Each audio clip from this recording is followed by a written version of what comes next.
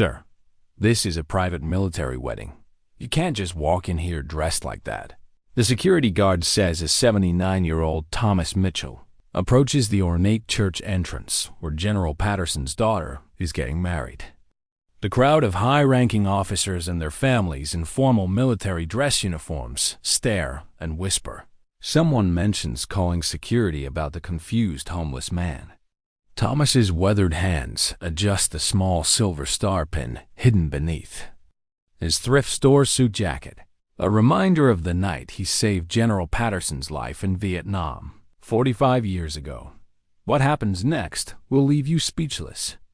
If stories like Thomas's remind you why we must never forget our heroes, hit that subscribe button and tell me in the comments about a veteran who changed your life. Let's honor them together.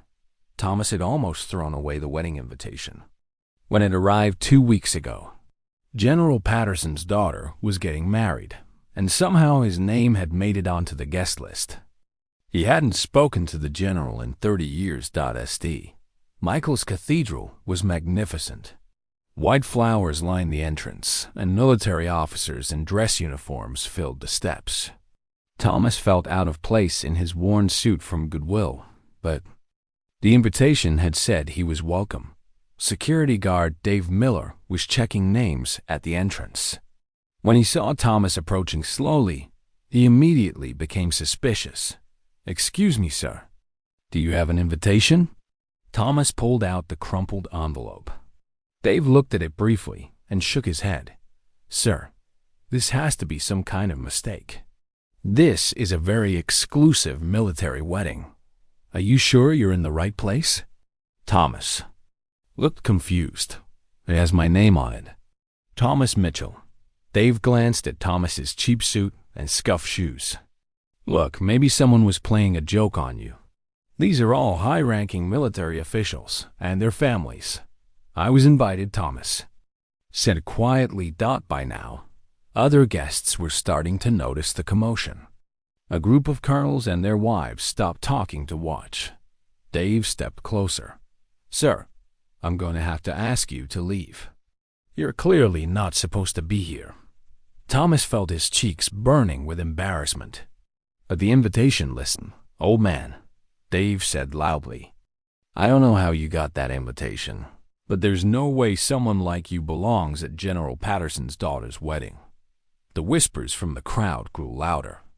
Thomas heard someone say vagrant, and another person mention calling the police. Thomas looked around at all the decorated uniforms, the polished medals, the perfectly dressed families.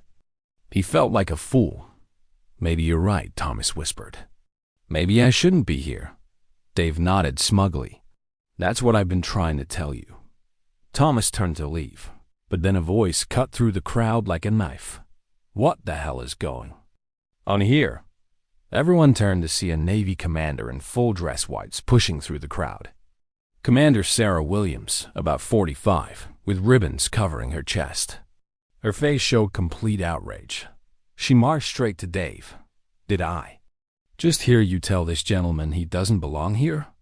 Dave tried to maintain his authority. "Ma'am, this individual doesn't appear to be on the proper guest list," and frankly, Commander Williams held up her hand. "Did you ask to see his invitation?" "Well, yes, but—" "And does his invitation have his name on it?" "Yes, but look at him. He's obviously not." Commander Williams stepped between Dave and Thomas. "Sir," she said to Thomas, "may I see your invitation?" Thomas handed it over with shaking hands.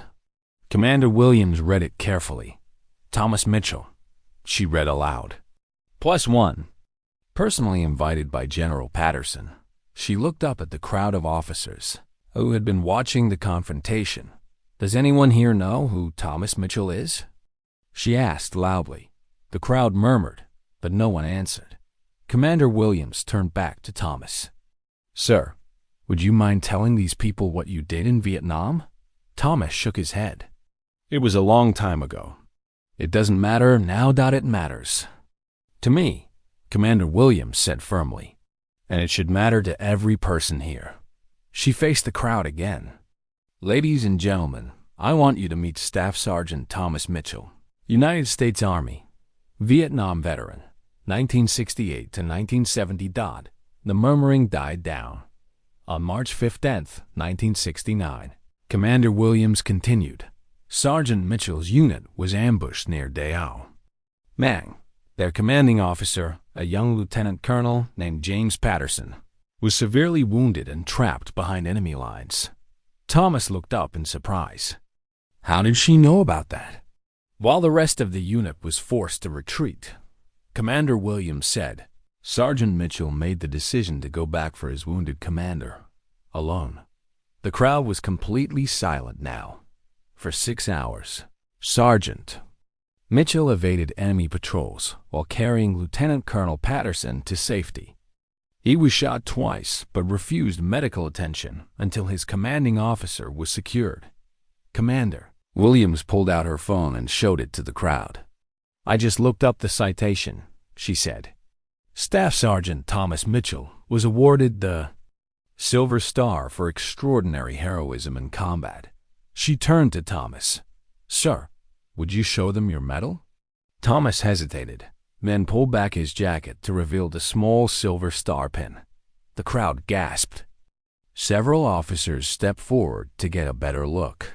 Commander Williams wasn't finished.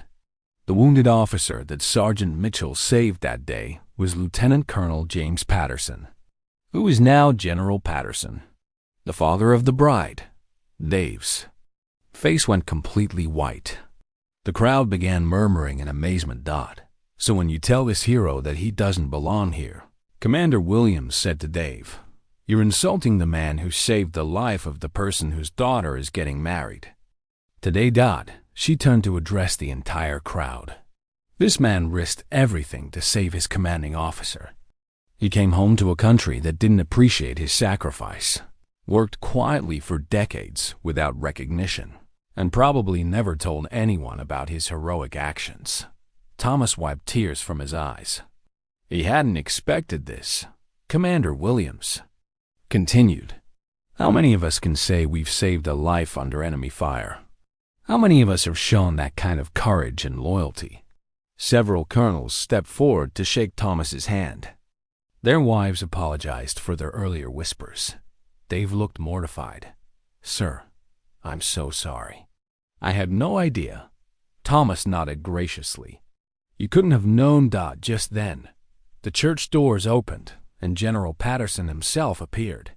He was a distinguished man in his 70s, wearing full dress uniform covered in ribbons and stars. General Patterson's eyes immediately found Thomas in the crowd. His face lit up with genuine joy. Tommy, he called out, using the nickname from their army days. You actually came. General Patterson pushed through the crowd and embraced Thomas warmly. Ladies and gentlemen, the general announced to everyone gathered, I want you to meet my old friend Thomas Mitchell.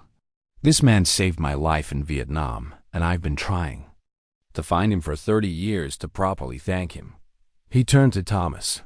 I'm so glad you got my invitation. Sarah's been wanting to meet you for years. Thomas looked confused. Sarah? General Patterson smiled. My daughter, the bride. I've told her the story of how you saved her father's life 100 times.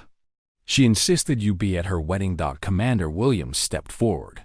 General, I'm Commander Williams. I was just explaining to everyone about Sergeant Mitchell's Silver Star. General Patterson nodded approvingly. Tommy here is the reason I lived to have a daughter to give away today. He's the reason I had a career, a family, a life. He put his arm around Thomas's shoulder. And he's going to have the seat of honor at this wedding, right next to me. As they walked into the church together, Thomas felt something he hadn't felt in decades. Pride. Not just in what he had done in Vietnam, but in being recognized for it. The crowd followed respectfully behind, many of them now understanding that they had just witnessed something special. A reminder that heroism doesn't always come in shiny uniforms and perfect appearances. Dave, the security guard, stood alone on the church steps, reflecting on how wrong his assumptions had been. Inside the church, Thomas sat in the front row next to General Patterson as his daughter walked down the aisle. When she reached the altar, she turned and blew a kiss to Thomas, mouthing the words, "Thank you." After the ceremony, dozens of military officers approached Thomas to shake his hand and hear his story. He spent the entire reception being treated like the hero he had always been, but had never been recognized as being dead. As the evening ended, General Patterson walked Thomas to his car. "Tommy," the general said, "I want you to know that not a day has gone by in 45 years that I haven't thought about what you did for me." Thomas smiled. "You would have done the same for me, sir." General Patterson shook his head. "Not everyone would have. That's what made you special then. And that's what makes you special now." As Thomas drove home that night, he looked at the small silver star pin on his jacket. For the first time in decades, it felt like it was shining a little brighter. The wedding invitation that he had almost thrown away had led to one of the best days of his life. A day when a Navy commander's intervention reminded everyone present that heroes come in many forms, and respect should never be based on appearances alone.